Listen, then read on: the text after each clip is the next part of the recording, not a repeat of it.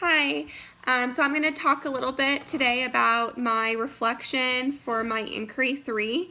It is something that I knew I need to work on, but I guess I had been kind of putting it off. The resources that I used were basically co-teaching. Sorry, that's my son. Co-teaching and collaboration with para-educators. Something that I learned and I used under the resources, it's called a special Sparkle blog, and it's just going over tips for new SPED teachers and what that really looks like when collaborating with paras. For me as a new teacher, just in general, I like to take charge. I like to make sure that everything's done correctly. And so what happens is that that's me doing a lot of the work. That's me staying at work until 4:30 and not getting home until 5 o'clock 4 days out of the week. And I realized the reason why is because I'm not delegating tasks out effectively. So the biggest thing that I learned is that I need to treat my paraprofessional with respect, meaning that if it's a job that I basically it says don't ask him or her to do anything you wouldn't do.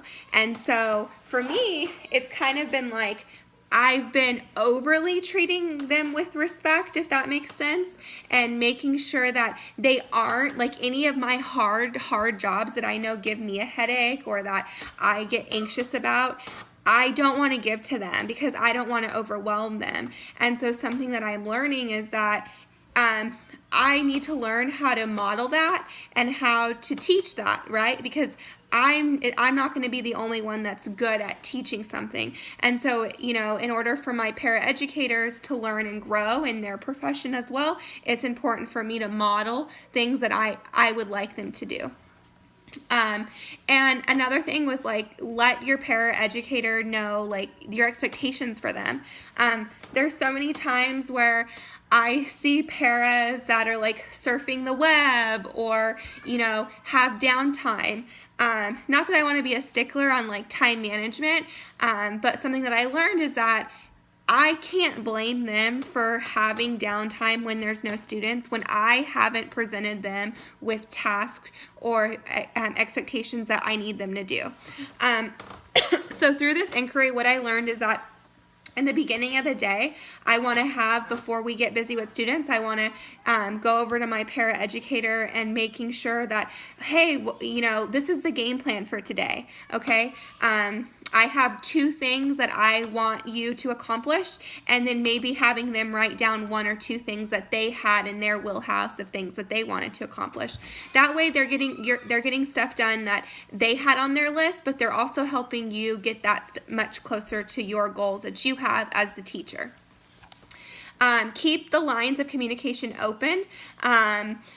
Let's see, I think that's really important because I feel like sometimes if a student comes in and I'm not there, I work at 2 sites, so if a student comes in and I'm not there that day, it's really easy for me, if I don't ask, she's not going to tell me. So some of my expectations that I want to set is that the days that I am servicing in Pacoima, I want to make it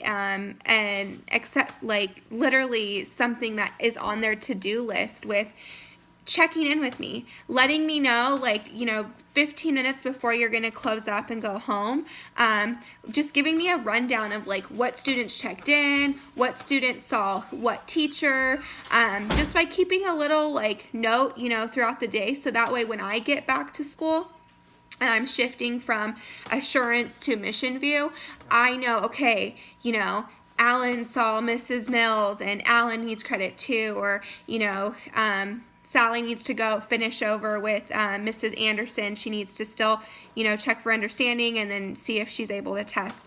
So what happens working at 2 sites is that I'm only catching bits and pieces of what's going on. And so having my para just give me a list on what occurred that day. That way the night before, that morning before I go into school, I'll be able to feel more organized and more prepared as a teacher with knowing what happened that day when I wasn't there. It's not ideal to work at 2 sites. However, that's just the beauty of working in our program and having to be very flexible. Another thing is that I feel like I'm always asking for my para for ideas and suggestions.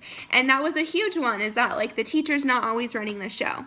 However, I think that I tend to ask a little bit too much, and then what happens is that they take off on a vision and it's not completely my vision, and then I feel bad, or I don't want to hurt anybody's feelings, and so I let them take off on it, even though there's something in the back of my head that's like, oh, it's not going to work. And something that I learned through this inquiry is that I'm the teacher. It's my responsibility to kind of take the lead on this, like, hear ideas, but then, it's not that I want to say I don't care about hurting their feelings, because truthfully, that's just the person that I am, and I don't want to hurt anybody's feelings. But also, like, standing my ground and being like, oh, no, I like that. We're going to take that of what you suggested, but ultimately, like, this is what we're going to do. And that's something that I'm trying to work on. Another thing too is that my para, she has currently, which is amazing, she's currently is going to be the new SPED teacher at Pacoima, which is really cool because I'm going to be able to be there for her and support her and train her into this new role. And so I feel like if I'm still a new teacher, right, training this para that's now going to be a teacher. But through this inquiry, what I learned is that if I would have been giving her these skills from the beginning, I would have had a lot less training to do with her now as a lead teacher with how what is her new role going to look like at Pacoima. For example, creating meeting notices for IEP students. That is something that I could have sat down with her and I could have taught her. And learning through this inquiry is that, yeah, it's going to take a little bit extra time to like sit with them and teach them, but it's really important. It's almost like a co-teacher, right? Like expect them to teach some, right? And expect them to be receptive, and in this case she is 100%. It was me that just had inexperience with realizing, wow, or maybe it was me trying to like not want to give up control because that's just something that I need to work on.